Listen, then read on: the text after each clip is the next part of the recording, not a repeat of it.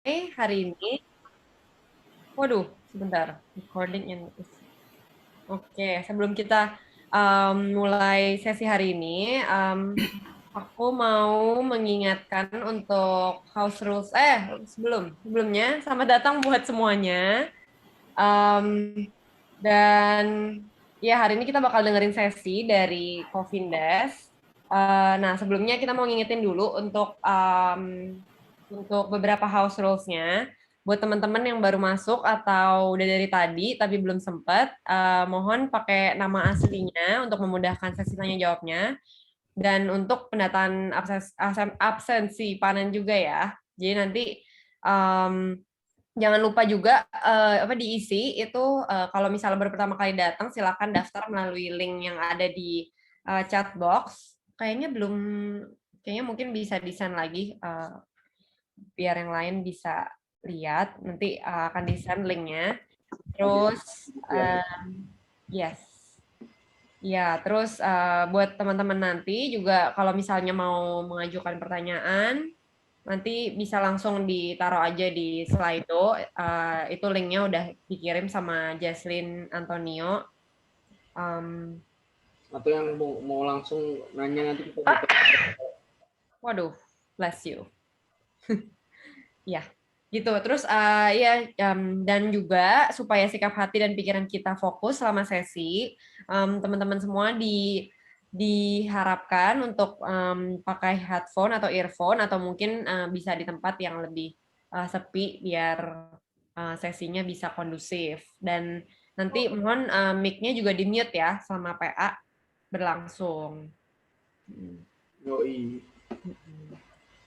Terus juga kalau bisa nyalain videonya ya saat sesi tanya jawab juga, dan kalau bisa juga selama sesi ini berlangsung jadinya lebih berinteraksi gitu.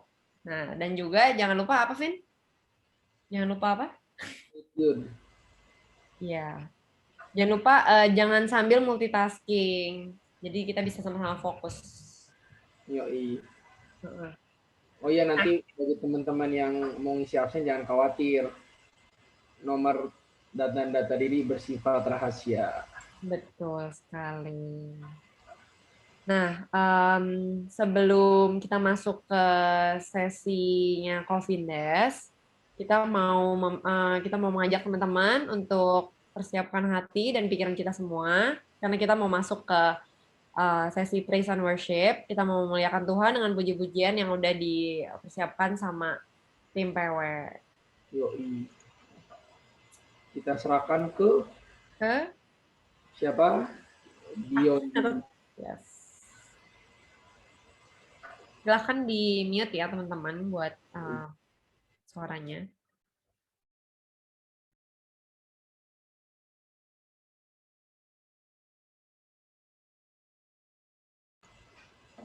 Siapa ya yang CB ya? CB. Oke, sabar guys. Tenang. Nah, oke. Udah kelihatan ya, teman-teman? Udah. Silakan.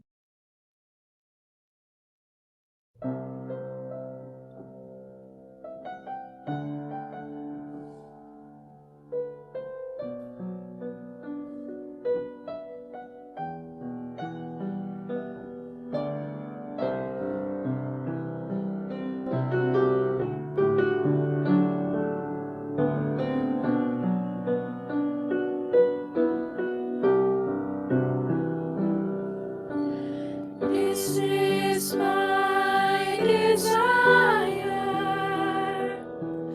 to honor you, Lord, with all my heart I worship you.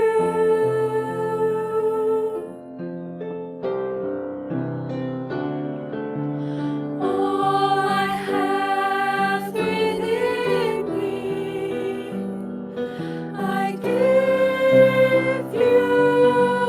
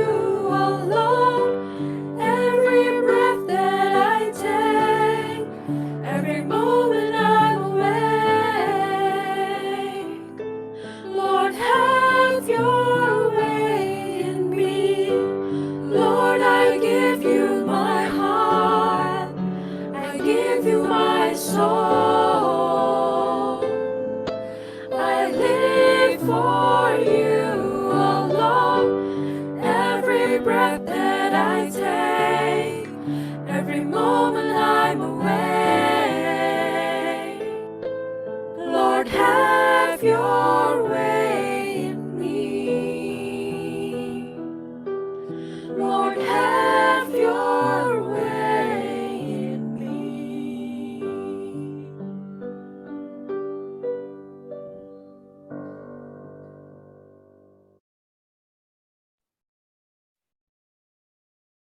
Oke, teman-teman, sebelum mulai sesi hari ini, kita mau mulai dengan doa pembuka. Mari semuanya kita buka dengan tanda kemenangan Kristus, dalam nama Bapa dan Putra dan Roh Kudus. Amin. Selamat malam ya Bapak. Terima kasih karena berkat dan rahmat-Mu kami semua dapat berkumpul pada malam ini untuk mendengarkan lagi firman-firman dan juga pengajaran yang akan Kau sampaikan melalui Cofindes ya Bapak. Malam ini kami ingin berdoa untuk Roh Kudus-Mu supaya Kau tumpahkan ke Cofindes ya Bapak, supaya Kau bimbing dia dalam segala perkataan dan juga segala materi yang telah dia persiapkan juga, supaya semuanya itu dapat berkenan di mata-Mu dan juga dapat kami terima dengan hati yang terbuka dan juga pikiran yang sesuai dengan ajaran-Mu ya Bapak. Dan kami juga ingin berdoa untuk teman-teman kami Bapak yang belum bisa hadir pada malam ini.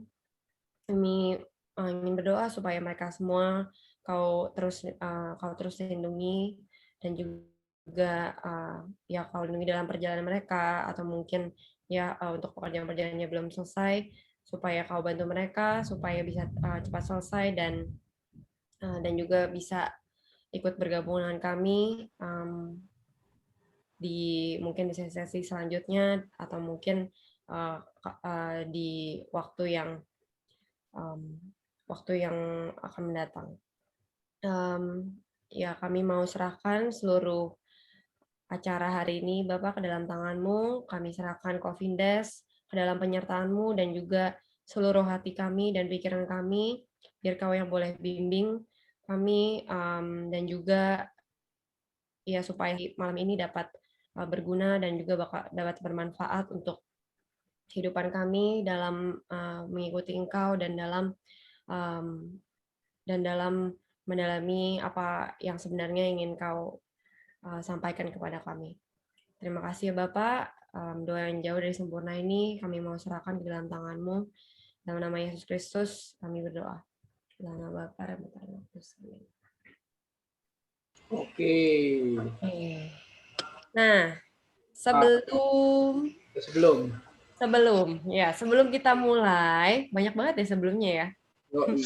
Iya, nah, sebelumnya kita mau kenalin dulu nih. Sebenarnya Cofindes ini siapa sih, Vin? Tahu nggak? Apa ya? Nah, jadi Cofindes ini sebenarnya nama lengkapnya nih Cofindes Kapitsa. Tapi biasanya dipanggil Cofindes. Nah, beliau ini tuh merupakan pengajar dan pewarta muda dari BPK PKK Keuskupan Agung Jakarta. Nah, dan beliau juga pencinta firman Tuhan juga seperti kita. Makanya diajak dong, kalau nggak mungkin ya. Nah, terus ya beliau juga sering membahas tentang pendalaman iman Katolik dan juga teologi of body. Nah, terus tapi di 2 minggu ke depan ini kita akan dengerin pengajaran dari Cofindes yang temanya khusus tentang discernment. Jadi buat teman-teman yang nanti kayak penasaran nih tentang kenapa, Vin? Lebih continue. Iya benar. Jadi bikin penasaran. Jadi dibagi jadi 2, soalnya nggak cukup nih yang satu, mungkin ya terlalu dalam ya, terlalu sulit nih untuk diringkas. Gitu. Mungkin ya kita mau welcome Cofindes, dan mungkin kalau ada yang kurang-kurang silahkan ditambahkan kok, mungkin bisa perkenalan lebih mendalam. Oke, thank you Thea. Teman-teman Shalom, selamat malam semuanya. Halo. Semoga Halo. teman-teman sehat semua ya. Wah, Pak. luar biasa nih. Saya cukup kaget karena jumlah partisipannya 73 orang. Ya, luar biasa panen. Tepuk tangan buat kita semua. Saya merasa sukacita sekali karena saya sudah sekitar dari tahun 2005, berarti 16 tahun ya kurang lebih pelayanan di OMK, dan saya melihat sampai sekarang naik dan turun secara kualitas dan kuantitas iman OMK, tetapi malam hari ini saya jarang melihat sebuah komunitas mengadakan pendalaman Alkitab jumlahnya 70. Hilang kok suaranya. Hilang kayaknya. Oh, hilang kok. Ya. Kok? Sorry kok. Halo. Saya dipanggil Vindes. Kenapa? Tadi hilang suaranya. Oh, hilang. Wah, Sampai 73 kok. sampai 73. Sekarang jelas nggak suaranya? Jelas kok. Jelas ya. Oke, mohon maaf. Di sini hujan soalnya. Saya menggunakan Telkomsel Orbit. Nah, kelemahannya itu kalau hujan naik dan turun. Ada yang pakai Orbit juga nggak di sini? Kok di Lam Sutra kok? Enggak, di Kemanggisan, Oh. dekat gereja MBK paroki saya. Oh. Oke, semoga lancar ya semua ya. Oke, kita akan langsung mulai. Tadi sudah perkenalan oleh Thea. Manggisan hujan yang tempat hujan berarti.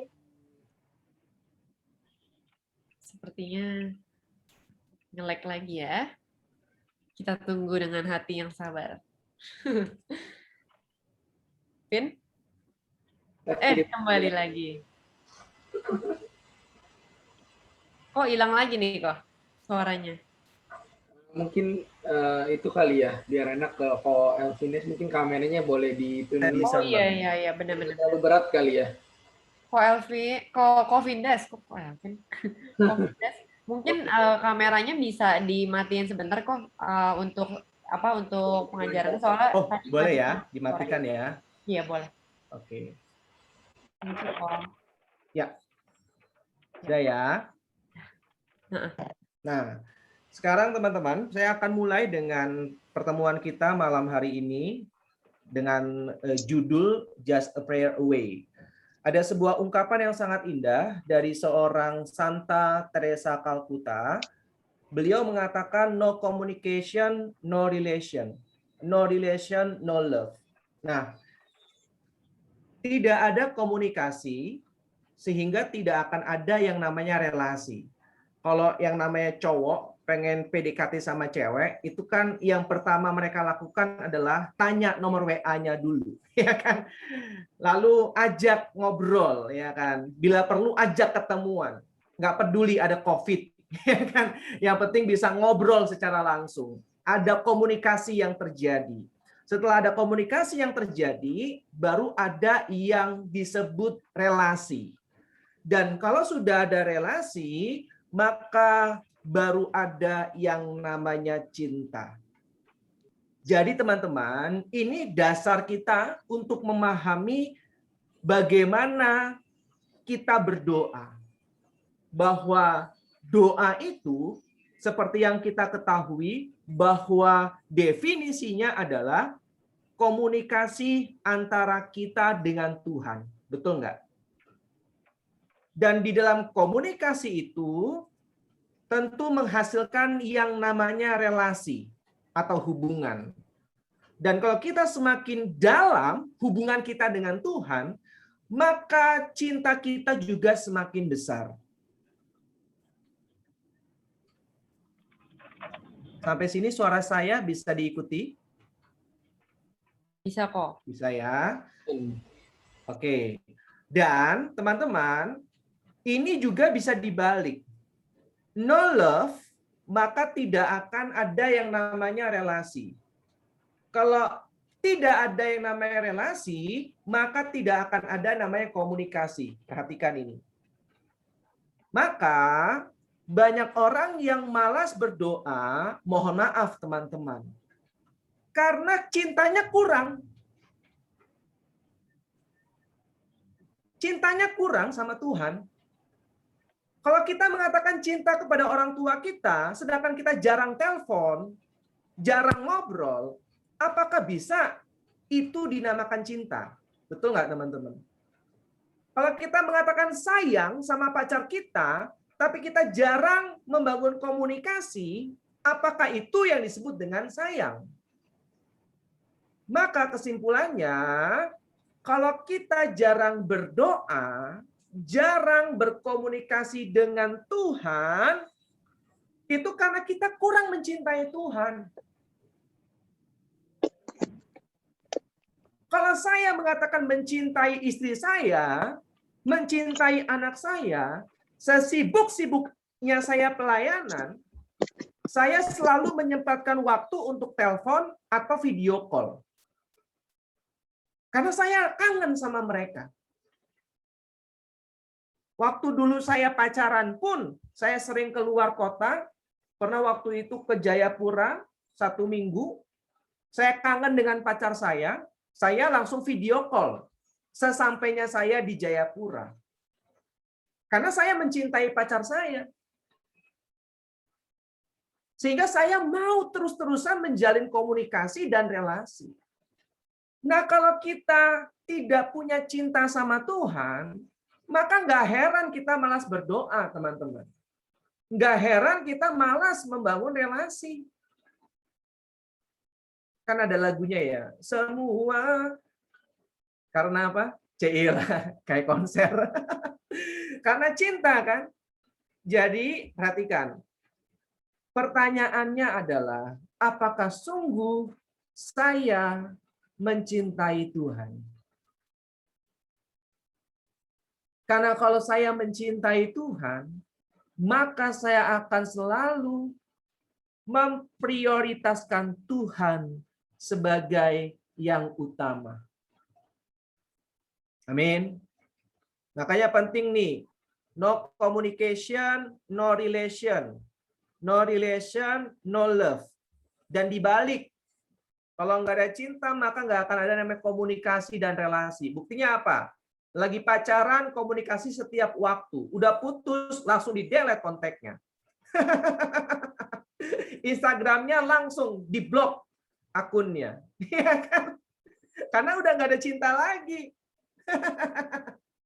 Kalau ada cinta, ngomongnya mesra banget. Sayang, udah makan belum? Makan, biar nggak sakit. Tapi kalau udah putus, langsung. Ya kan? Apa yang lu panggil-panggil gue sayang? Kita kan udah putus. Nah, jadi teman-teman, semua itu berangkat dari cinta. Seberapa besar cinta kita kepada Tuhan, seberapa besar kita berani berkorban untuk meluangkan waktu ngobrol sama Tuhan. Amin. Oke, lalu yang berikutnya. Teman-teman, saya butuh 1 orang volunteer untuk bacakan Lukas bab 4 ayat 13. Silakan. Oke. Sesudah iblis mengakhiri semua pencobaan itu, ia mundur daripadanya dan menunggu waktu yang baik. Oke, terima kasih. Sesudah iblis mengakhiri semua pencobaan itu, ia mundur daripadanya dan menunggu waktu yang baik. Jadi teman-teman, bukan hanya Tuhan yang punya waktu yang baik. Tapi iblis juga punya waktu yang baik. Nah, loh, ya. Kan barusan kita baca, sesudah iblis mengakhiri semua pencobaan itu, karena dia kan gagal kan, mencoba Yesus di padang gurun kan dia gagal. Ia mundur daripadanya dan menunggu waktu yang baik. Siapa yang menunggu waktu yang baik? Iblis. Berarti iblis itu punya waktu yang baik. Nah, ada 3 jenis waktu, teman-teman. Silakan bagi yang membutuhkan dicatat. Ada 3 jenis waktu. Yang pertama yaitu kronos, yaitu waktu sekarang. Ya, ini waktunya kita berkuasa penuh atas waktu kronos ini. Ya, teman-teman, malam hari ini, hari Senin malam, mau datang ke PA, atau mau jalan-jalan, atau mau nonton Netflix, nonton drakor, itu pilihan teman-teman. Itu kronos. Jadi semuanya ini kita yang menentukan. Ya, itu waktu kronos. Teman-teman mau menutup video atau menyalakan video malam hari ini, ya kan? Itu terserah teman-teman. Pilihan teman-teman. Nah, itu yang disebut dengan kronos. Ya. Yang kedua yaitu kairos. Ini yang seringkali kita dengar. Nah, kairos ini waktunya Tuhan. Kalau waktu Tuhan, kita nggak bisa berkuasa. Kita nggak bisa menentukan. Ya, itu kairos. Ya, waktunya Tuhan. Lalu yang terakhir adalah waktu yang kekal, yaitu di keabadian. Setelah kita meninggalkan dunia dan bersatu dengan Bapa, Putra, dan Roh Kudus dalam kerajaan surga. Itu yang disebut dengan waktu kekal. Nah, iblis itu punya waktu yang baik ya untuk masuk menggodai dan mencobai Yesus. Perhatikan. Jadi teman-teman, dari awal sampai akhir kehidupan Yesus penuh dengan pencobaan dan godaan. Dan malam hari ini saya hanya mengutip Injil Lukas dari awal sampai akhir, karena dalam Injil Lukas digambarkan dari awal karyanya sampai akhir karyanya Yesus berdoa. Ya, makanya Injil Lukas disebut Injil doa. Perhatikan ini. Lalu yang berikutnya.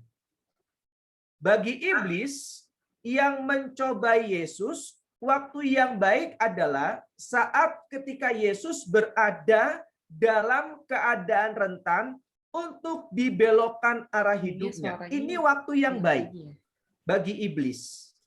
Jadi, teman-teman, ini penting nih. Ya. Suaranya hilang. Putus lagi ya? Iya. Bentar, saya rasanya harus ganti Aman koneksi. kok.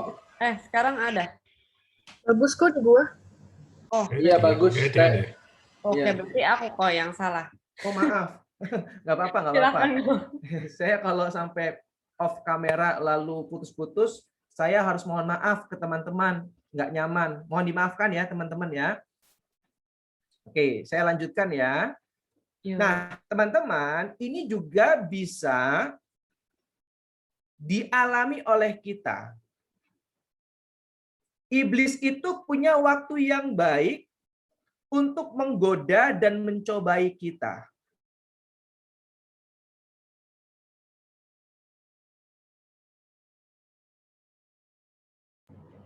Ini baru hilang.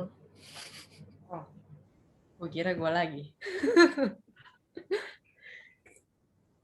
Kok Vinda suara hilang lagi kok. Ya, bentar ya. Saya ganti koneksinya aja, nggak apa-apa. Saya udah khawatir karena beberapa hari yang lalu hujan dan ternyata koneksinya memang seperti ini. Selalu turun. Untung cinta Tuhan selalu naik. Asik. Bentar ya, saya ganti koneksi aja. Semoga yang ini bisa. Iya. Saya tethering aja.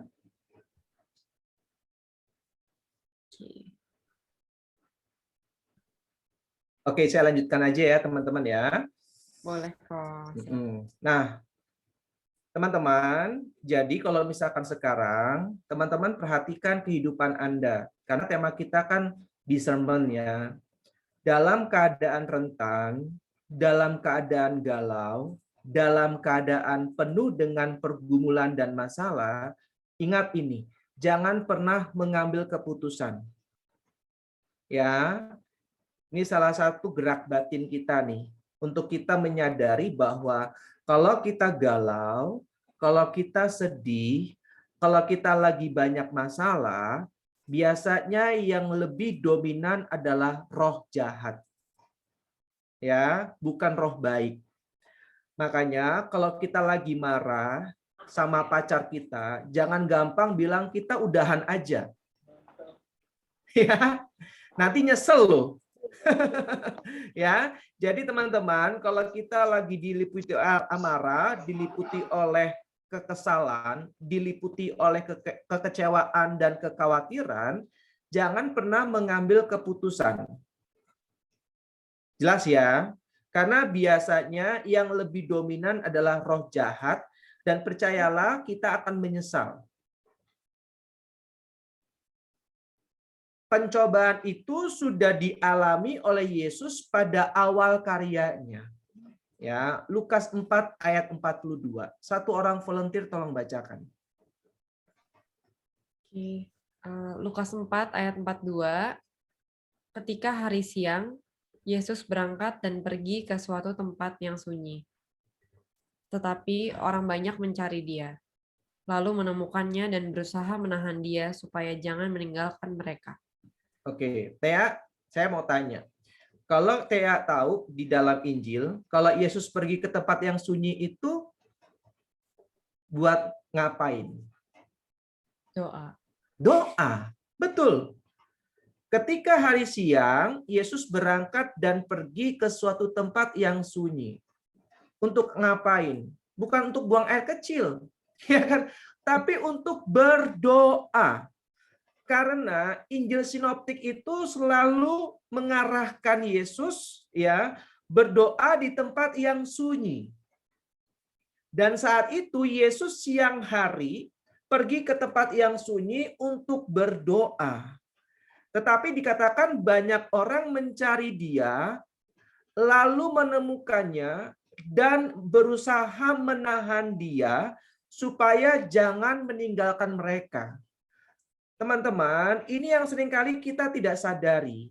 Iblis menggunakan banyak orang untuk menahan Yesus berdoa. Paham ya? Kan Yesus mau pergi ke tempat yang sunyi. Tetapi banyak orang mencari dia, lalu menemukannya. Dan berusaha untuk menahan Yesus supaya tidak pergi meninggalkan mereka. Jadi iblis menggunakan banyak orang untuk menghalangi Yesus berdoa. Karena iblis tahu bahwa tanpa doa Yesus tidak punya kekuatan. Jangan lupa Yesus itu 100% Allah, 100% manusia. Dalam kemanusiaan Yesus butuh kekuatan dari Bapaknya. Nah, iblis itu selalu punya waktu yang baik untuk menggoda Yesus. Dan dia bisa menggunakan begitu banyak cara. Paham ya teman-teman ya? Nah, dalam kehidupan kita, kita harus menyadari keadaan batin kita. Dan kita juga harus menyadari keadaan di sekitar kita. Apa yang membuat kita terhalang untuk berdoa? Apakah drama Korea sehingga kita menghabiskan begitu banyak waktu di depan laptop atau di depan HP untuk nonton drama Korea? Nah, ya, apakah pacaran menghalangi kita untuk berdoa? Paham ya teman-teman ya? Apakah pekerjaan dan usaha kita menghalangi kita untuk berdoa?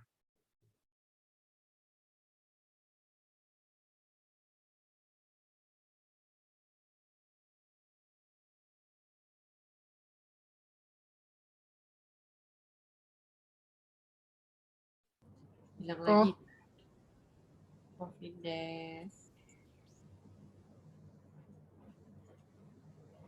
Nah, Gue pikir aku disuruh merenungkan sendiri dulu. iya pas gitu ya timingnya. Iya.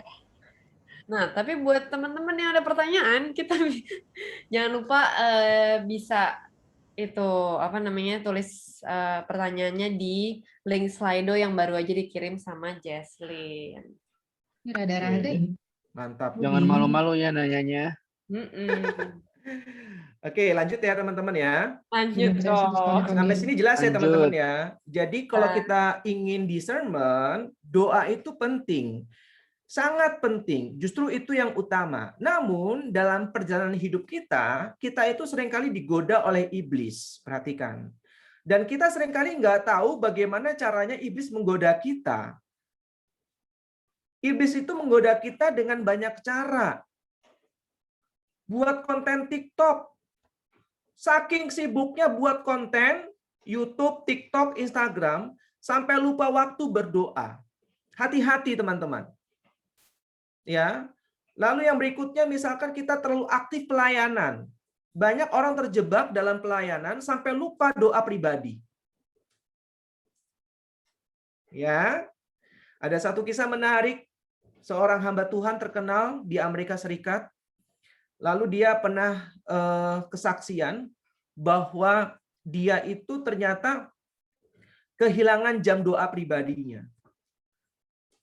Dan pada saat itu dia ditangkap oleh polisi karena 2 kasus. Yang pertama, pelecehan seksual, ya. Dia punya gereja besar di Amerika Serikat.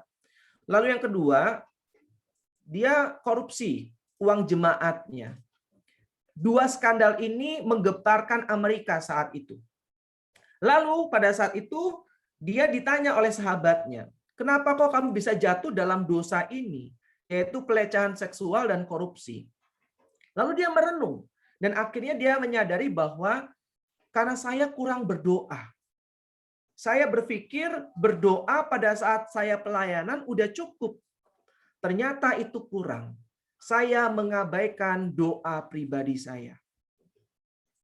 Nah, teman-teman, hati-hati ya. Iblis bisa menyamar sebagai malaikat terang. Kita terlalu sibuk dengan pelayanan sampai kita lupa jam doa pribadi kita. Cukup jelas? Nah, lalu apa jawaban Yesus? Lukas 4 ayat 43, ayat selanjutnya. Satu orang volunteer tolong bacakan. Tetapi ia berkata kepada mereka, juga di kota-kota lain aku harus memberitakan Injil Kerajaan Allah.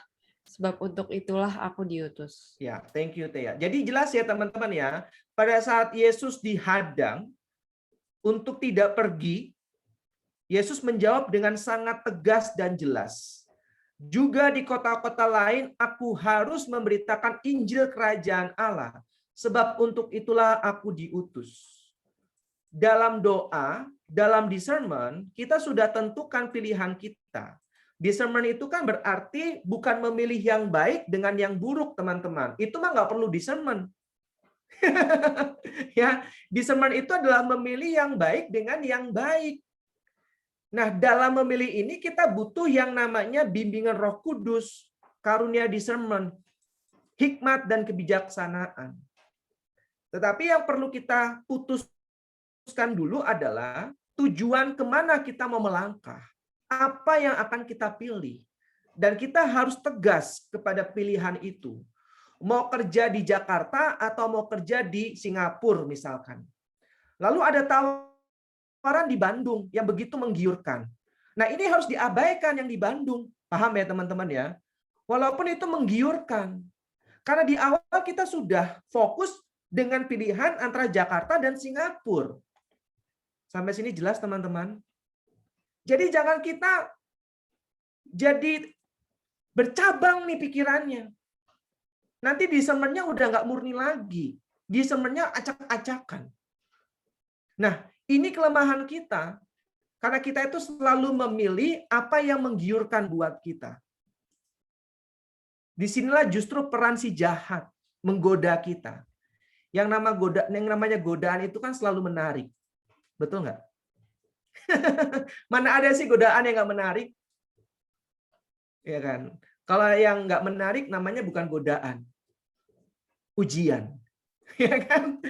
Makanya penting untuk kita sadari bahwa pada saat ada godaan, kalau kita sudah menetapkan tujuan awalnya, yaitu bekerja antara Jakarta dan Singapura, ya udah, kalau ada tawaran lain nggak usah pikirkan.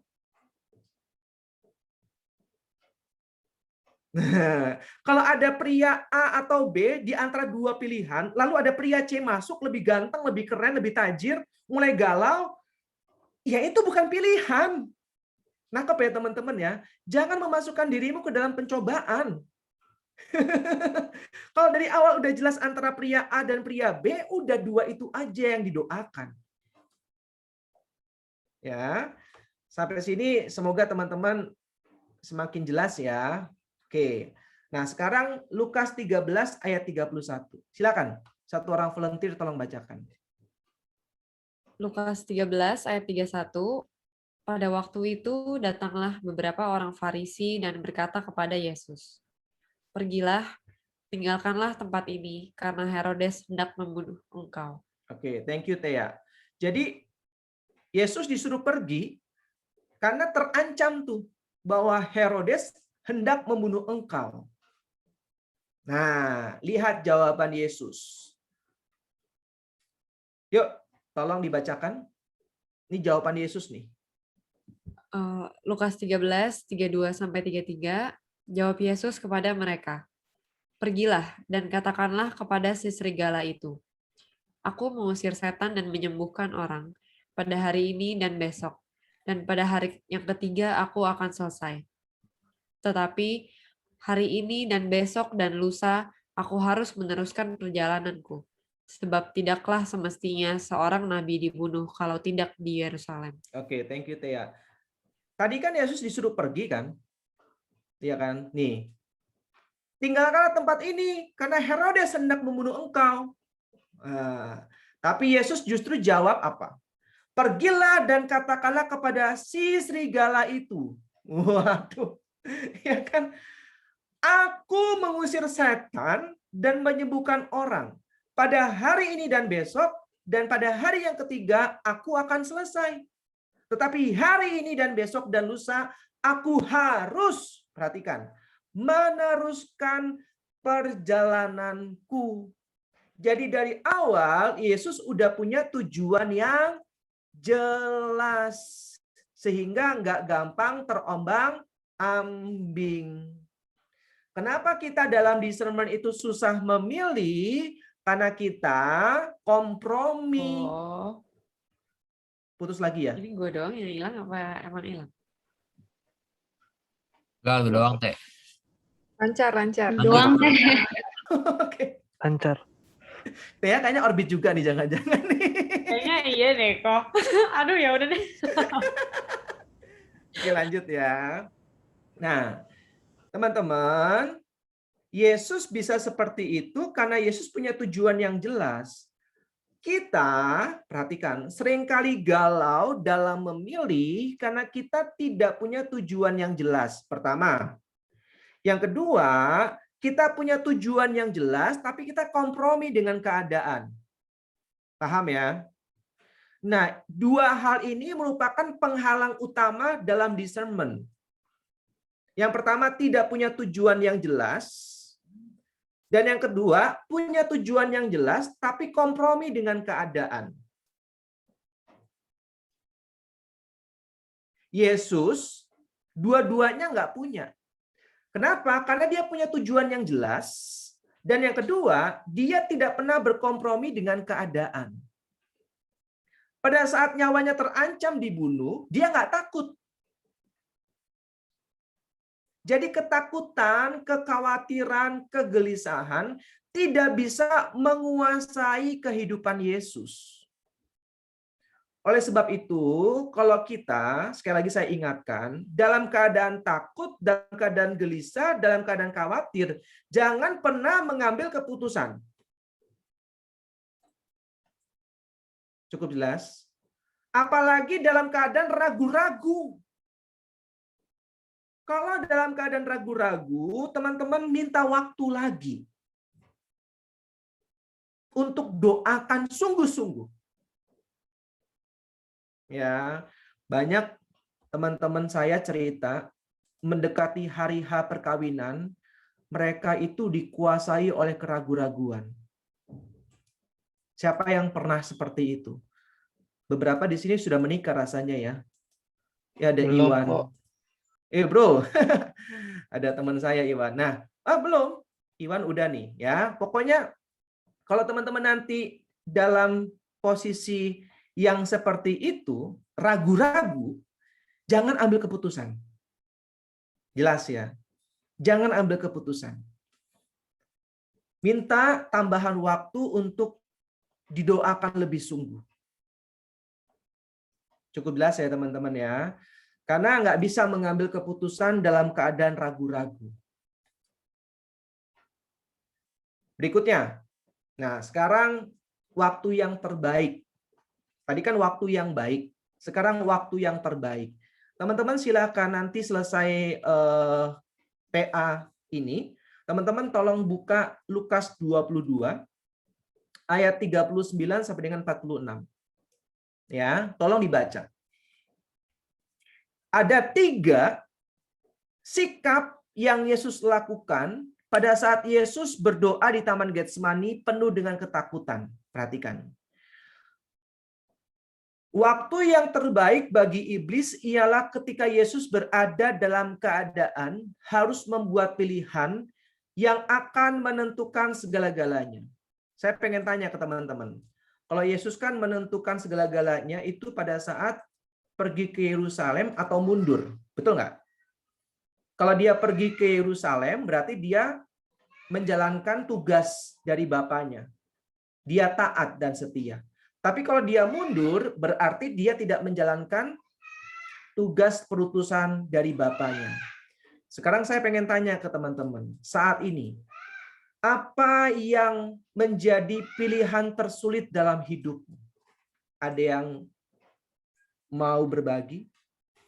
Kalau tadi kan saya cerita mengenai perkawinan ya.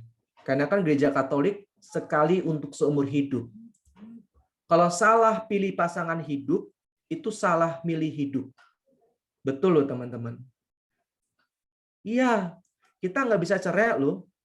Enak aja cerai, ya kan? Nggak cocok kita cerai, ya kan? Nggak bisa. Gereja Katolik nggak seperti itu.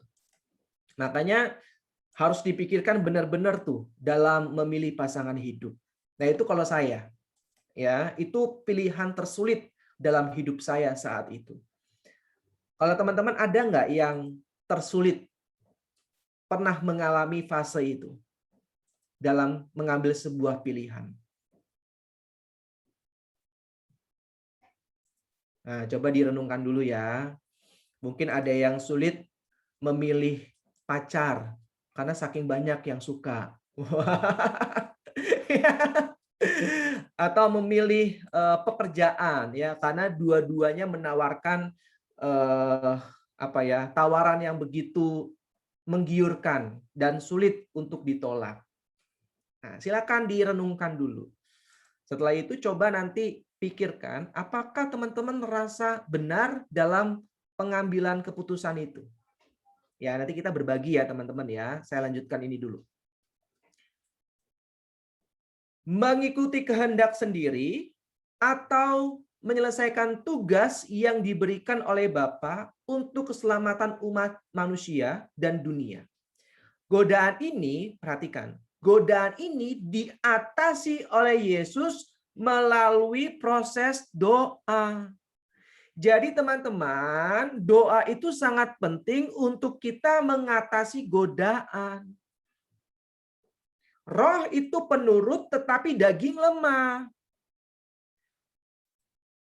Sehingga bagaimana kita bisa mengendalikan kedagingan kita agar roh kita benar-benar kuat? Ya jawabannya dengan doa. Doa itu dari 3 huruf DOA. Dikuatkan oleh Allah. Amin. DOA. Dilindungi oleh Allah. DOA. Dimenangkan oleh Allah. Bedanya dengan dosa apa? Dosa ada S-nya. Betul nggak?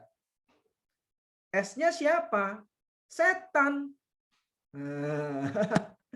Jadi dosa itu artinya apa? Dikuasai oleh setan dan antek-anteknya. Nah, ya. Jadi doa dan dosa itu perbedaannya hanya di huruf S. Tetapi S-nya itu sangat berbahaya. yaitu setan yang selalu menggoda manusia. Makanya kalau kita nggak berdoa, kita gampang jatuh dalam dosa. Nah, sampai sini jelas ya teman-teman ya. Makanya Yesus pada saat digoda oleh si jahat di Taman Getsemani, dia tahu. Karena gerak batinnya, paham ya teman-teman ya. Dia sudah terbiasa discernment. Yesus sudah tahu nih bahwa ini godaan untuk dia mundur, tidak pergi ke Yerusalem. Tetapi dalam kemanusiaannya dia takut dengan kematian. Masih muda loh teman-teman, 33 tahun. Sama saya, tuaan saya sekarang. Ya kan? Jadi itu usia 33 tahun itu masih sangat muda, masih OMK toh. OMK kan katanya 18 sampai 35, belum married. Jadi Yesus itu OMK, bukan OMK sih.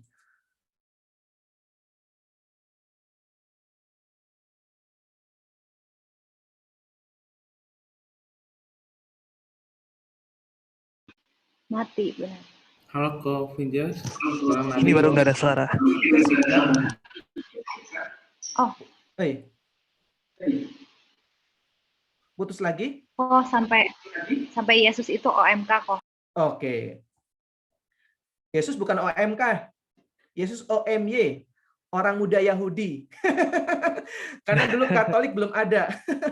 Jadi bukan OMG ya, OMY. Nah, saya lanjutkan ya. Teman-teman, Yesus luar biasa. Usia 33 tahun, ada 3 sikap yang Yesus lakukan untuk mengatasi godaan si iblis. Silakan dicatat kalau memang dibutuhkan. Ini yang bisa kita lakukan. Yang pertama yang dia lakukan adalah berlutut dan berdoa. Perhatikan, berlutut dan berdoa. Berlutut itu artinya, ya kalau kita tahu suka nonton film kerajaan Cina gitu kan, seorang hamba kan kalau ketemu raja berlutut nggak? Iya kan? Berlutut ya? Iya. Nah, artinya apa? Menghormati. Jadi kalau kita sungguh-sungguh dalam keadaan yang rentan, kita tahu kita digoda, dan kita benar-benar dalam keadaan yang hampir nggak sanggup melawan godaan itu, maka sebaiknya kita berdoa sambil berlutut. Ya, jangan tiduran. Tiduran itu 90% tidur, 10%-nya doa. Aminnya pada saat bangun. Ya. Lalu setelah itu bersungguh-sungguh berdoa. Ya, dan terakhir bangkit dari doanya. Nah, Yesus tahu setelah dia bersungguh-sungguh berdoa, Allah memberikan dia kekuatan, dia langsung tahu bahwa dia harus menjalankan tugas perutusannya. Jadi teman-teman, discernment itu hasilnya bisa langsung. Nah, ya. Jadi kalau kita mau belajar discernment, yang kita harus lakukan selain kita berdoa agar kita semakin dibuat peka, kita harus membuat deadline. Nah, ya, buat deadline itu penting. Jangan kita nggak buat deadline, itu salah. Ya, saya itu dulu diceritakan oleh seorang romo pembimbing komunitas saya. Romo pembimbing komunitas saya itu pembimbing para frater. Lalu pada saat itu tahun ke-7 kalau nggak salah, ya kan, frater ini ditanya, kamu sudah yakin kan menjadi seorang imam? Lalu frater ini bilang, Romo, sejujurnya saya masih ragu-ragu. Teman-teman tahu apa yang terjadi? Romo pembimbing kami ini langsung bilang ke frater itu, saya kasih waktu kamu berdoa selama 1 bulan untuk kamu discernment. Apakah memang panggilanmu adalah seorang imam? Kalau kamu masih ragu-ragu, mohon maaf, kamu harus saya keluarkan. Karena itu akan mengganggu waktu kamu dan mengganggu seminari ini. Nah, ya. Jadi ini penting teman-teman. bahwa kalau kita mau discernment, kita juga harus menentukan deadline-nya. Ya. Misalkan kita diminta untuk menjadi koordinator wilayah OMK misalkan, ya. Kita bawa dalam doa minta deadline 1 minggu. 1 minggu kita doakan. Kalau masih ragu-ragu minta waktu lagi, misalkan 3 hari tambahan. Tapi harus segera diputuskan sesuai dengan deadline-nya. Sampai sini jelas ya teman-teman ya. Nah, Yesus itu langsung pada saat dia berlutut berdoa, bersungguh-sungguh berdoa, dia langsung dapat kekuatan dari Bapaknya bahwa dia harus meneruskan perjalanannya ke Yerusalem. Makanya dikatakan ia bangkit dari doanya. Nanti silakan dibaca. Ya. Nah, sekarang nih, saya ingin memberikan sesuatu yang berbeda. Kebanyakan dari kita tahu bahwa Yesus digoda iblis berapa kali? 3 kali. Di mana? Gurun. Padang gurun. Padang gurun.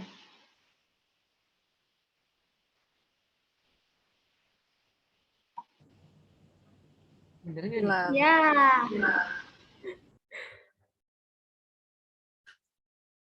Bener nggak nih? Masuk gurun deh kalau Vindes ya.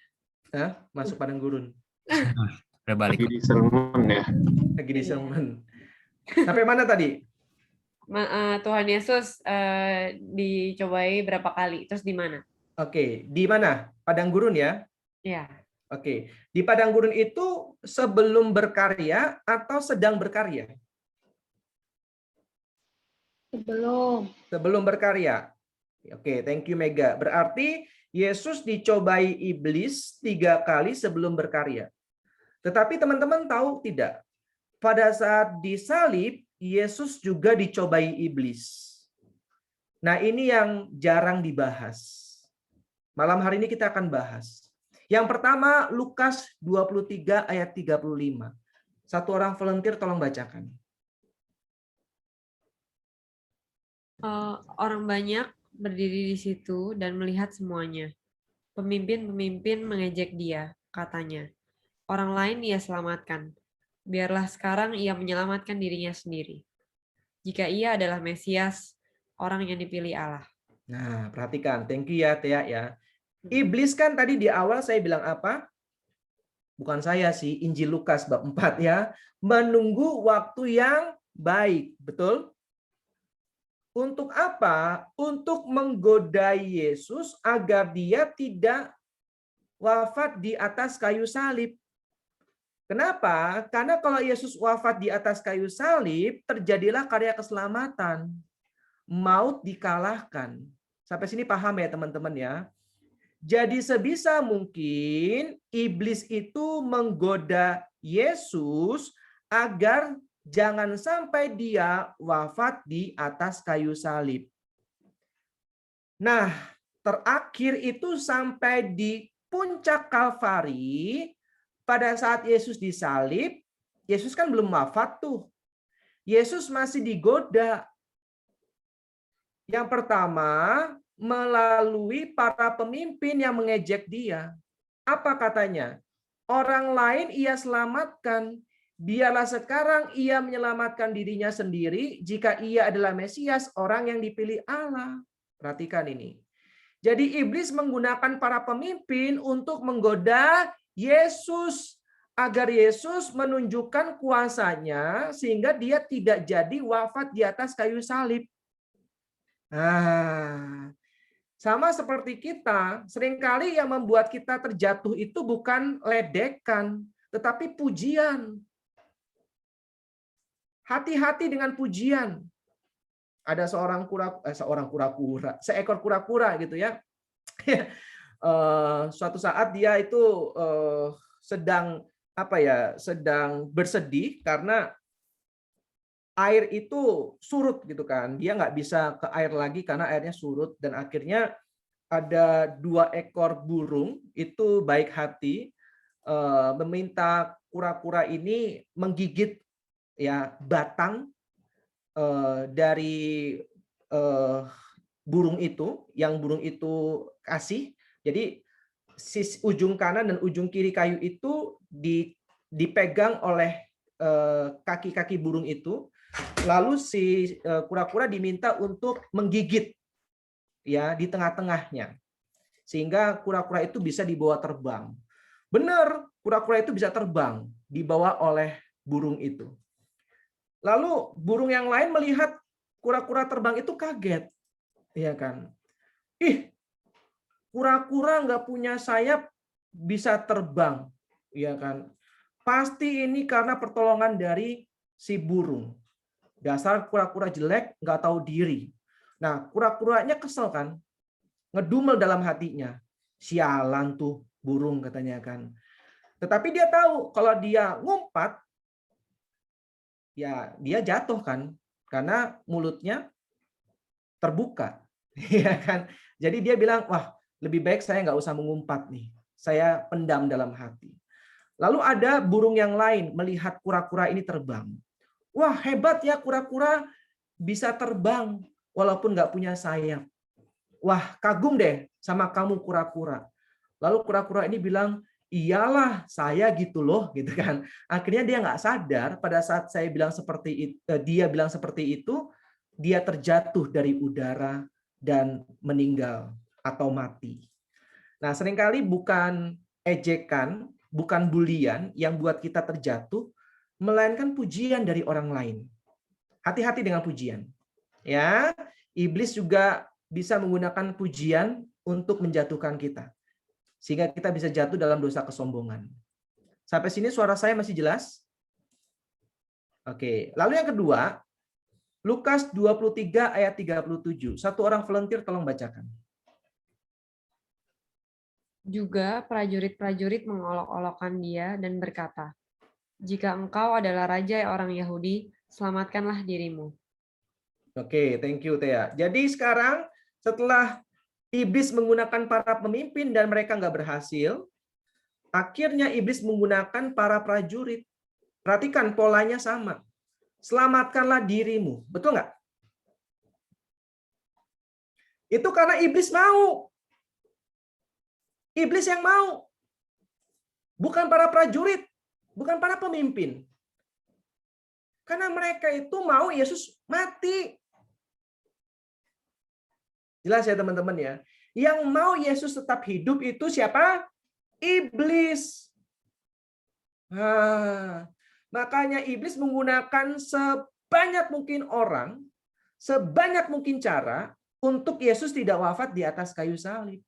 Itu cobaan yang kedua. Sekarang yang ketiga tuh, Lukas 23 ayat 39. Yuk silakan. Seorang dari penjahat yang digantung itu menghujat dia. Katanya, "Bukankah engkau adalah Kristus? Selamatkanlah dirimu dan kami." Oke, thank you. Jelas ya teman-teman ya? Polanya masih sama loh. Selamatkanlah dirimu. Jadi ini adalah godaan dari si iblis untuk Yesus menunjukkan kuasanya.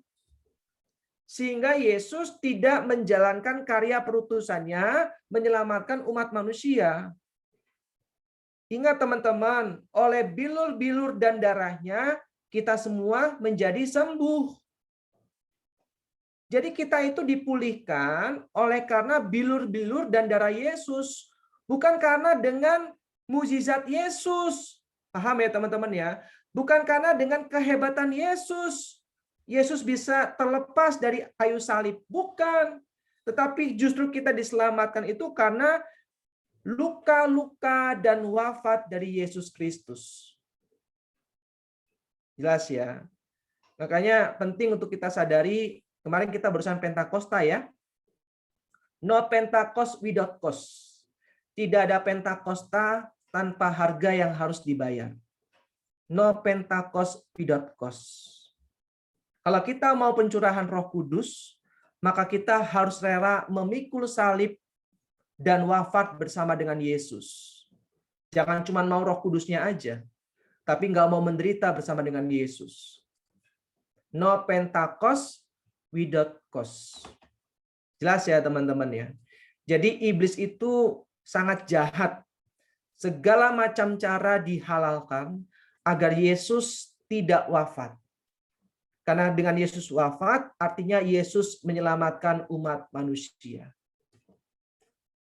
Terakhir, nah, ini nggak usah lah ya, karena ini tambahan yang tadi. Saya bacakan sepintas aja atau sekilas aja. Namun semua usaha untuk membelokkan jalan hidup Yesus tidak berhasil. Akhirnya Yesus wafat dan berseru, "Ya Bapa, ke dalam tanganmu kuserahkan nyawaku." Nah, ya. Jadi teman-teman perhatikan, sampai akhir hidup aja Yesus masih berdoa. Benar nggak? Ini Yesus mau wafat loh. Yesus bilang apa? "Ya Bapa, ke dalam tanganmu kuserahkan nyawaku." Karena cinta Yesus kepada Bapa itu besar. Nah, balik lagi di awal tadi ya. Kalau ada komunikasi, maka ada relasi. Kalau ada relasi, maka ada cinta. Nah, semuanya dasar cinta. Kalau nggak ada cinta, maka nggak akan ada relasi dan komunikasi. Wafat Yesus ini menegaskan apa yang ia nyatakan ketika ia ditemukan oleh orang tuanya di Bait Allah. Tidakkah kamu tahu bahwa aku harus berada di dalam rumah Bapakku? Perhatikan, umur 12 tahun, Yesus bilang harus berada di rumah Bapaknya. Umur 12 tahun loh teman-teman. Akhir hidupnya, Yesus bilang, "Ya Bapa, ke dalam tanganmu kuserahkan nyawaku." Jadi dari awal dan akhir hidup Yesus itu cuma satu. Berada di dalam hati Bapa. Wah, ini indah banget. Ini indah banget. Bocah 12 tahun bilang bahwa aku harus berada di dalam rumah Bapakku. Umur 12 tahun bilang kayak gitu. Terus di akhir hidupnya, Yesus sempat bilang, "Ya Bapa, ke dalam tanganmu kuserahkan nyawaku." Jadi iblis nggak berhasil menggoda Yesus, karena dari awal sampai akhir hidupnya, Yesus selalu berdoa. Ya, nah ini terakhir nih ya.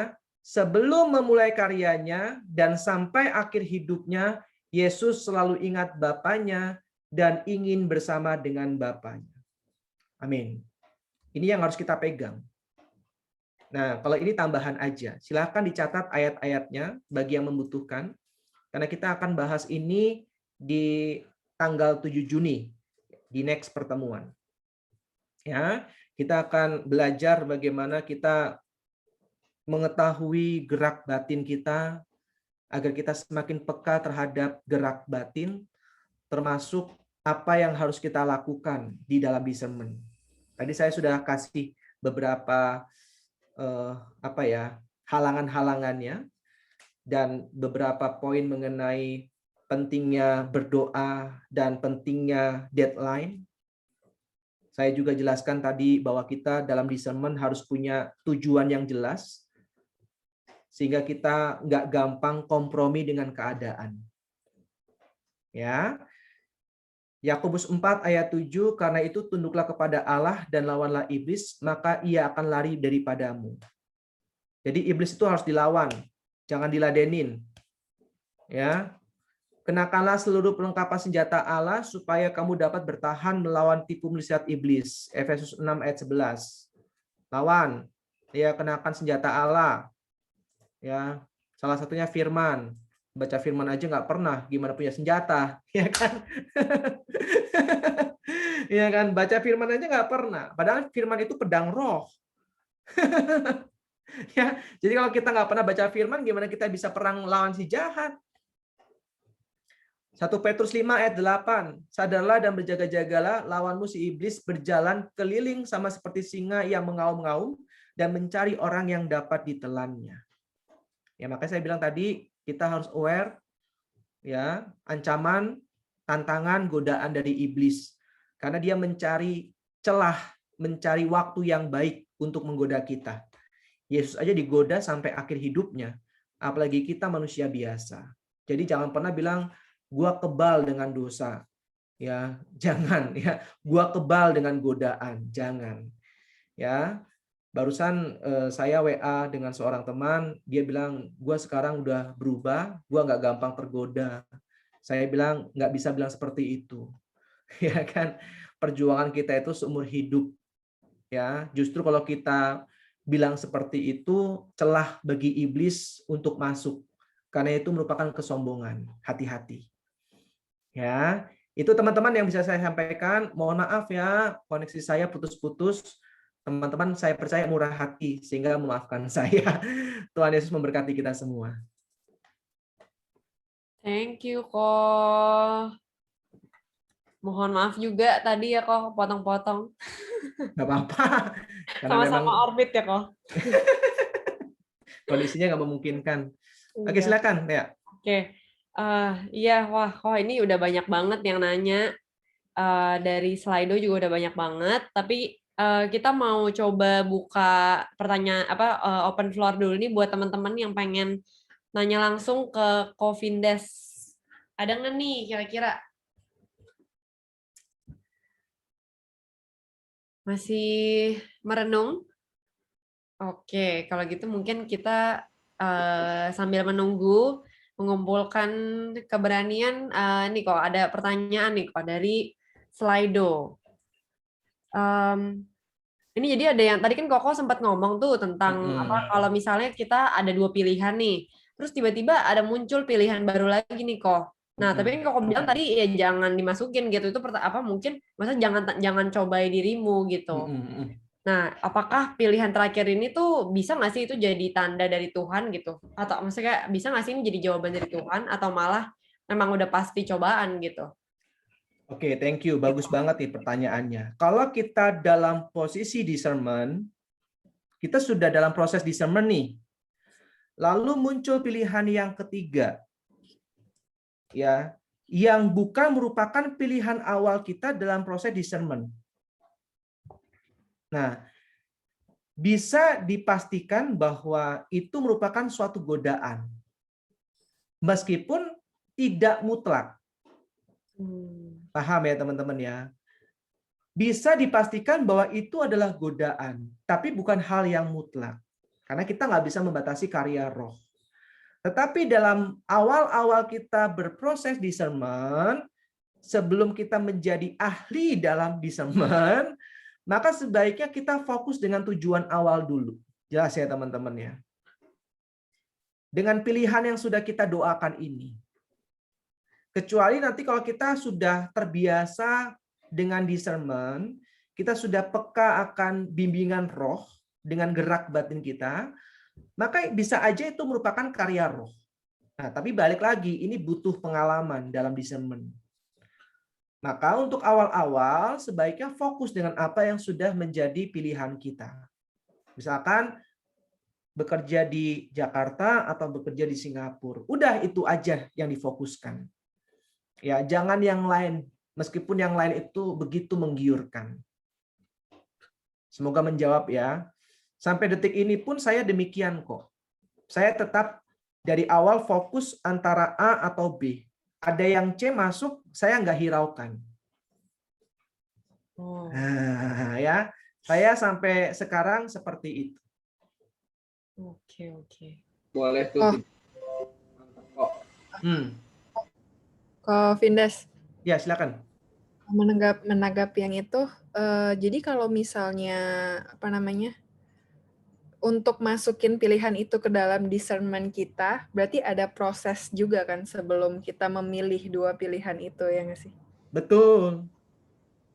Itu mungkin kurang lebih mungkin bisa gimana kok penjabarannya? Jadi misalkan ya, kita itu dalam discernment kan discern, memilah ya.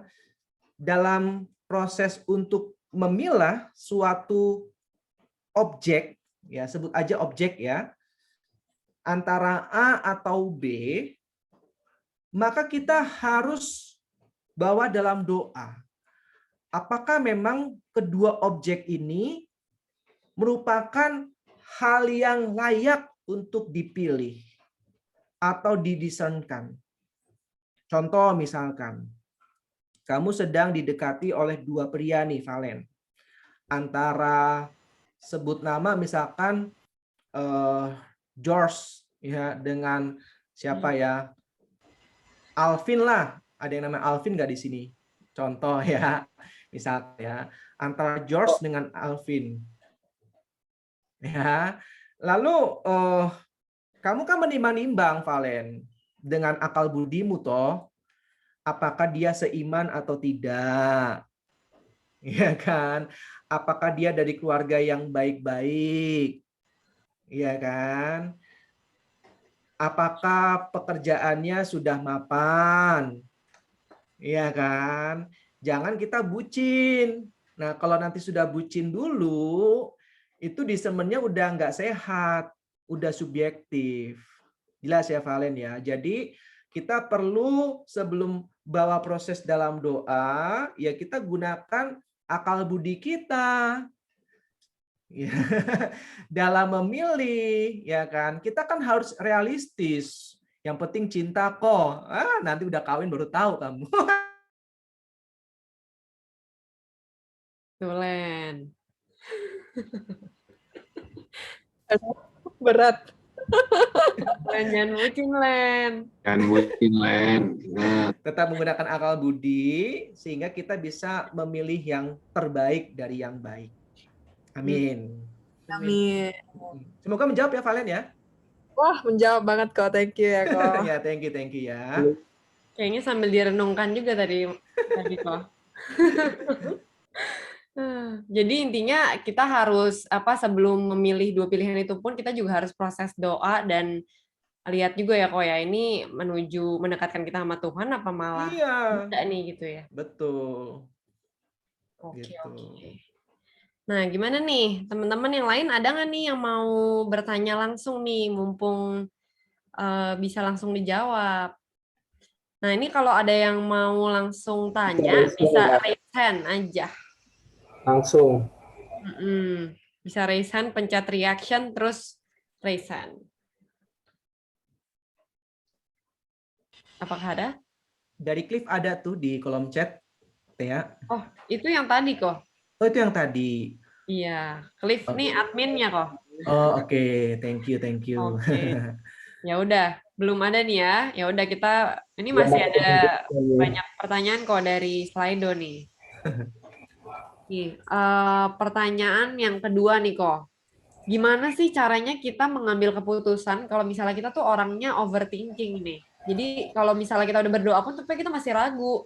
Ini pilihannya ini pilihannya benar apa enggak sih? Ini pilihannya dari Tuhan apa enggak sih? Kayak jadinya jadi indecisive kok. Jadi nggak jawab nih. Nggak decide nih.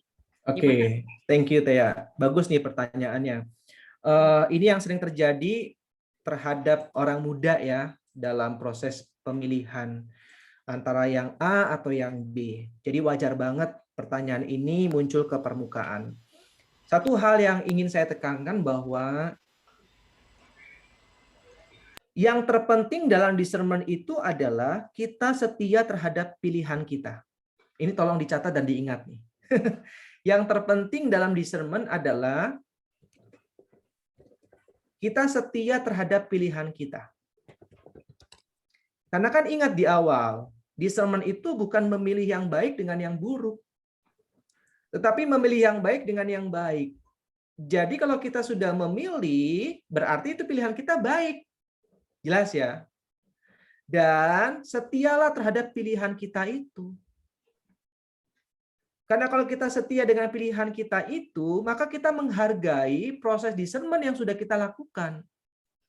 Jelas ya teman-teman ya? Itu loh yang penting. Seringkali kita itu merasa ragu-ragu, kita merasa benar enggak nih?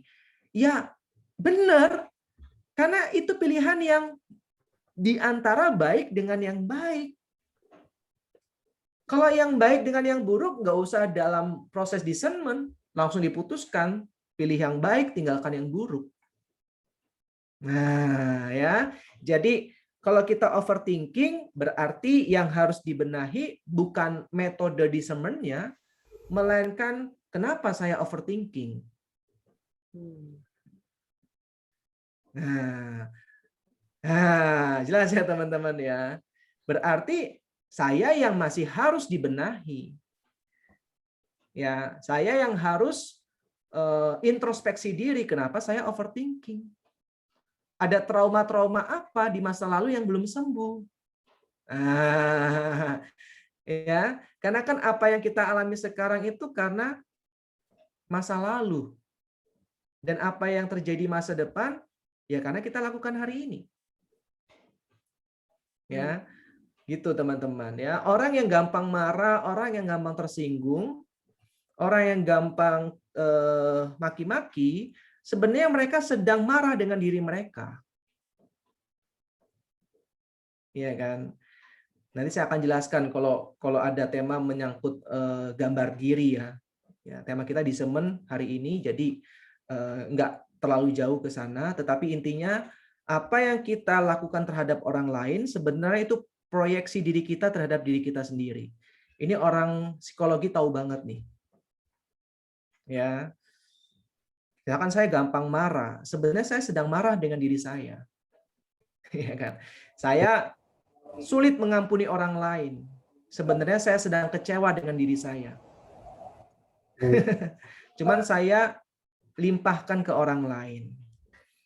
Nah, itu jawabannya. Jadi kalau misalkan overthinking bukan cara discernment-nya atau keputusan discernment-nya yang salah, melainkan diriku yang harus diperbaiki agar aku tidak overthinking sehingga aku yakin dengan pilihanku. Coba buka Kejadian 50 ayat 20. Nah, ini semoga menguatkan nih. Satu orang volunteer tolong bacakan.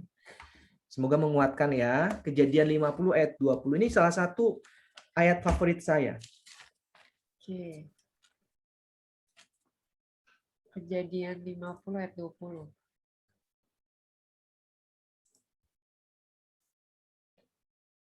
Mau dibacain kok ini? Ya, didiemin teh ya, dibacain dong. Memang kamu telah mereka-rekakan yang jahat terhadap aku. Tetapi Allah telah mereka-rekakannya untuk kebaikan dengan maksud melakukan seperti yang terjadi sekarang ini, yakni memelihara hidup suatu bangsa yang besar. Amin. Ini siapa yang bilang? Ada yang tahu nggak ini siapa yang bilang? Coba lihat perikopnya. Yusuf. Yes, Yusuf yang ngomong. Teman-teman tahu ya kisahnya Yusuf? Dia dijual oleh saudara-saudaranya kan? Iya. Nah, Yusuf bilang seperti ini loh. Kamu telah mereka-rekakan yang jahat. Betul nggak? Tetapi Allah telah mereka-rekakannya untuk kebaikan. Jadi yang jahat terjadi dalam hidup kita, kalau kita setia terhadap Tuhan, maka Tuhan akan membelokkan untuk kebaikan kita. Ini keren banget ayat ini. Paham ya teman-teman? Jadi dalam discernment jangan takut mengambil keputusan.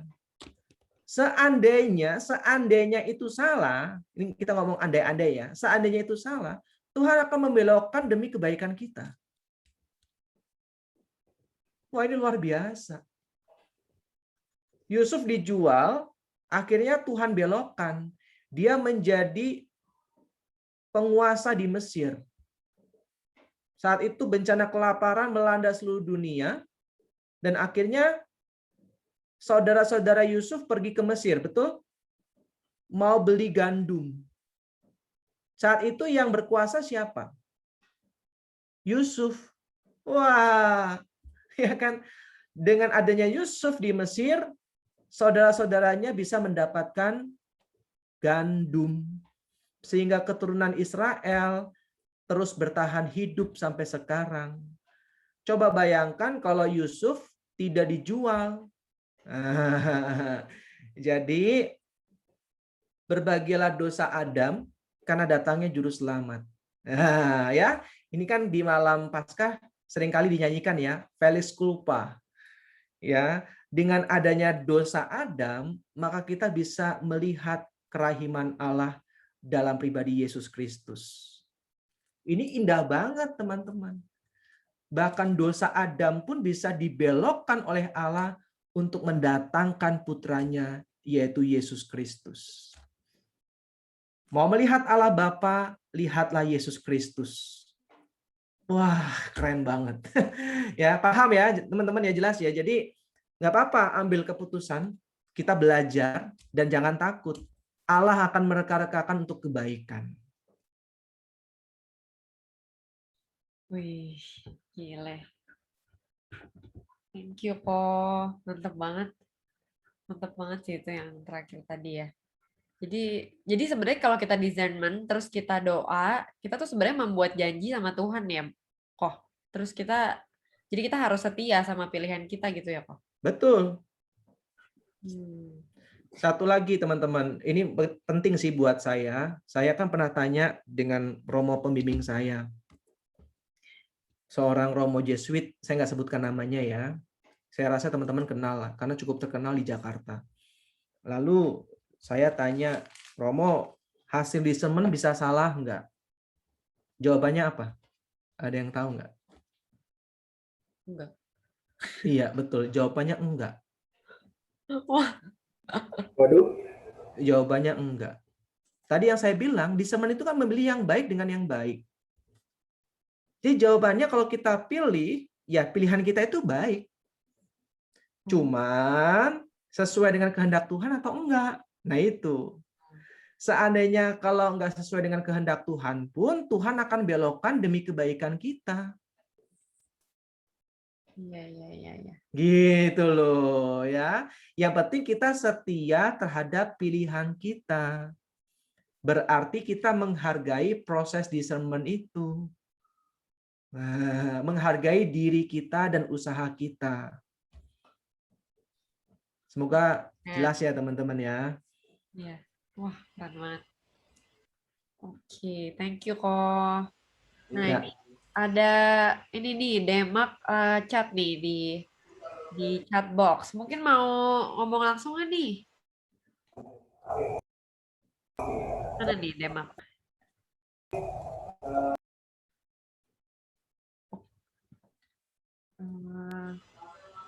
Tahu orangnya di mana. Pokoknya dia tulis nih kok. Oh, putus-putus katanya. Ya udah aku bacain aja. Ini dia ada tulis nih. Orang yang marah-marah dan orang yang mudah sensi, mendam dan sulit memaafkan adalah orang yang marah terhadap diri sendiri. Maaf kok kalau melenceng. Aku salah satu orang yang sedang mengalami hal tersebut. Mohon dibantu. Cara treatment hal ini bagaimana nih kok? Oke, thank you ya Demak untuk pertanyaannya. Jarang ada orang yang berani menyatakan kerapuhannya. Ya, jadi Demak ini salah satu yang luar biasa berani menyatakan kerapuhannya bahwa dia juga sedang berada dalam posisi itu. Harus diapresiasi nih. Thank you ya. Nah, jawabannya ini sebenarnya materi untuk 2 minggu lagi ya. Tetapi nggak apa-apa, saya sampaikan sekarang karena Demak tanya. Ada yang kita kenal dalam spiritualitas Ignatian itu disebut dengan eksamen. Teman-teman pasti pernah dengar ya, eksamen. Jadi ada beberapa spiritualitas besar dalam gereja Katolik. Seperti Fransiskan, Dominikan, Ignatian, Agustinian, Karmel, dan sebagainya. Ya, itu spiritualitas besar dalam gereja Katolik. Nah, saya tumbuh besar dalam spiritualitas Ignatian. Dalam spiritualitas Ignatian, ada yang disebut dengan eksamen atau pemeriksaan batin.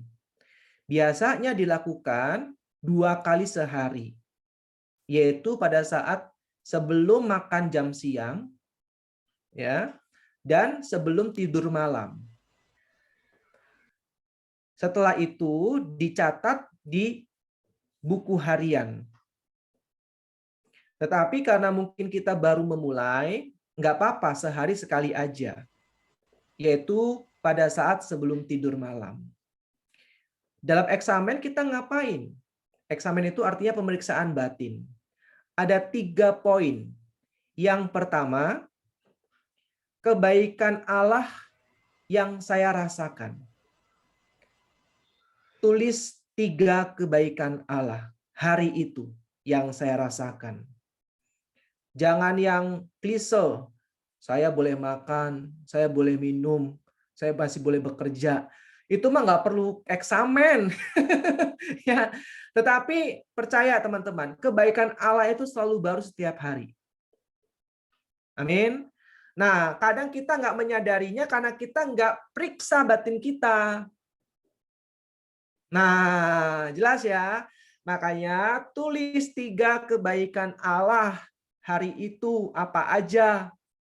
Itu banyak loh kalau kita mau merenungkan. Lalu yang kedua, dosa apa yang saya lakukan hari itu? Ya. Dosa atau kesalahan apa yang saya lakukan hari itu? Satu aja, jangan banyak-banyak. Nanti fokusnya sama dosa. Ya, kita fokus kebaikan Allah aja. Ya, jadi kebaikan Allah tulis 3. Kalau dosa atau kesalahan 1 aja. Ya. Lalu yang ketiga, hal-hal apa saja yang ingin saya lakukan besok. Ya, saya ulang sekali lagi. Yang ketiga, hal-hal apa saja yang ingin saya lakukan besok. Jadi yang pertama, tulis 3 kebaikan Allah. Hari itu apa saja? Artinya apa? Bersyukur kepada Allah Bapa. Lalu yang kedua, tulis 1 dosa atau kesalahan yang kita lakukan hari itu. Artinya mohon ampun kepada Allah Putra.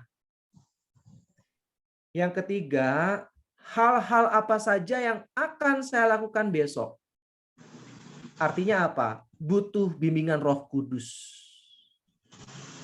Nah, kalau kita disiplin melakukan eksamen ini, kita catat di buku harian, maka kita akan melatih emosi kita, keadaan batin kita.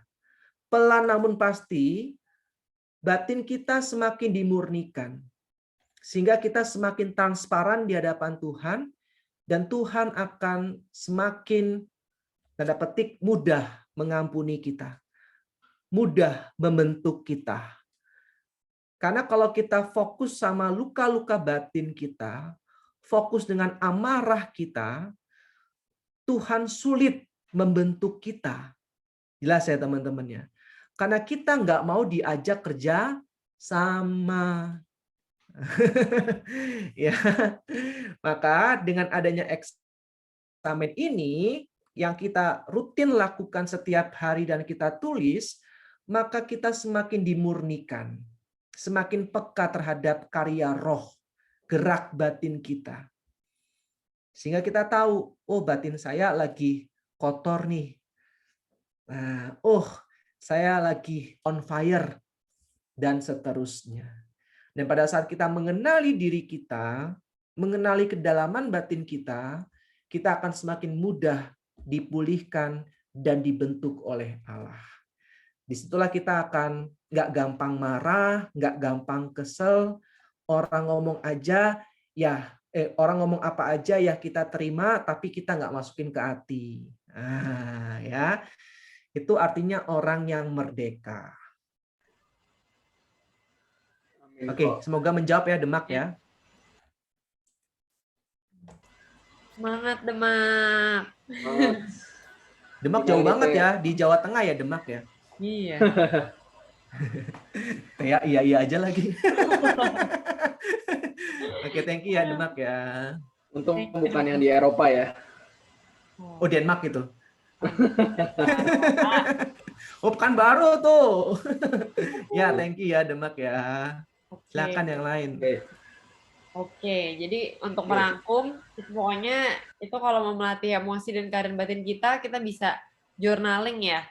Berarti kok kayak tulis kebaikan Allah, tulis dosa kita, dan minta bimbingan Roh Kudus untuk hal apa yang bisa kita lakukan besok hari, untuk keesokan harinya. Betul. Oke. Kok ini sebenarnya banyak banget pertanyaannya yang masih pengen ditanya, tapi waktunya udah mepet nih. Nanti kita kirimin aja ya kok boleh ya? Boleh banget dengan senang hati. Oke. Iya. Iya, jadi teman-teman yang pertanyaannya belum dijawab, jangan sorry banget nih ya. Iya, jangan bersedih. Iya, jangan bersedih. Karena kita masih ada sesi minggu depan. 2 minggu lagi. 2 minggu lagi tanggal berapa? Tanggal berapa tadi ya? 7. Iya, tanggal 7 Juni. Betul. Nah, mungkin Untuk menutup, Ko Vindes mau tutup dengan doa nggak kok? Mau dong. Oke, Yeay. thank you ya, Thea, Alvin, dan teman-teman semua. Mega juga thank you, Valen, semuanya. Semoga kita Thank you, semua Ko. selalu Thank sehat you, ya, Ko. jaga kesehatan terus. Senang sekali malam hari ini saya boleh melayani di panen. Mohon maaf ya teman-teman ya, untuk Kita juga senang. ketidaknyamanannya, saya nggak enak banget. Apa-apa. Suaranya putus-putus itu nggak nyaman. Semoga di 2 minggu ke depan koneksi saya sudah semakin membaik. Mari kita Apa-apa, Ko, yang tutup. penting imannya lanjut terus. Imannya lanjut terus. Amin. Thank you ya, Vin. Oke, yuk kita tutup dalam doa. Kita ambil sikap yang terbaik. Dalam nama Bapa dan Putra dan Roh Kudus. Amin. Bapa, malam hari ini kami boleh belajar untuk kami boleh semakin menghargai pentingnya doa dalam discernment. Seperti Yesus putramu mengajarkan kami dari awal sampai akhir hidupnya hanya fokus kepadamu ya Bapa. Yesus hanya ingin tinggal di dalam rumah dan di dalam hatimu. Bapa, kalau malam hari ini kami boleh belajar dari Yesus putramu, kami juga ingin belajar agar kami boleh menjadi pribadi yang lebih baik lagi. Tidak hanya menjadi pendengar firman, tapi kami juga boleh menjadi pelaku firman. Berkati tutur kata, perbuatan, tingkah laku, dan sikap kami, agar orang lain melihat kami, melihat Yesus yang hidup dalam diri kami. Kau berkati teman-teman panen malam hari ini yang datang, maupun yang belum bisa datang, Kau berikan kesehatan bagi mereka. Kau berikan sukacita dan damai sejahtera. Bagi yang sedang bergumul, Tuhan tolong bantu, kuatkan mereka. Yakinkan mereka bahwa mereka tidak pernah sendirian. Bagi yang sedang mengalami sukacita, kiranya Tuhan gerakan hati mereka agar mereka boleh berbagi sukacita mereka kepada kami. Dan juga untuk setiap pribadi yang saat ini mungkin sedang sakit, Tuhan jamah mereka, Tuhan pulihkan, sehingga mereka boleh sembuh dan boleh beraktivitas seperti sedia kala.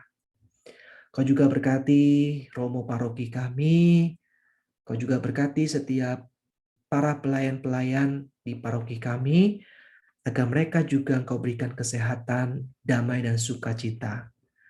Tak lupa kami juga berdoa untuk orang tua kami, kakak, adik, dan keluarga besar kami, agar mereka semua juga Engkau berikan kesehatan, damai, dan sukacitamu. Terima kasih Bapa. Kalau sebentar lagi kami akan melanjutkan dengan doa rosario. Kiranya Kau berkati doa rosario kami malam hari ini, sehingga kami boleh berdoa bersama-sama dalam kesatuan hati. Ini doa kami yang kami panjatkan oleh Yesus Kristus, Tuhan dan Juru Selamat kami, yang hidup dan berkuasa, kini dan sepanjang segala masa. Amin. Dalam nama Bapa dan Putra dan Roh Kudus. Amin. Amin. Thank you ya teman-teman ya. Thank you, Ko. Sehat-sehat Thank you, Ko semua. Vindes. Tuhan berkati ya.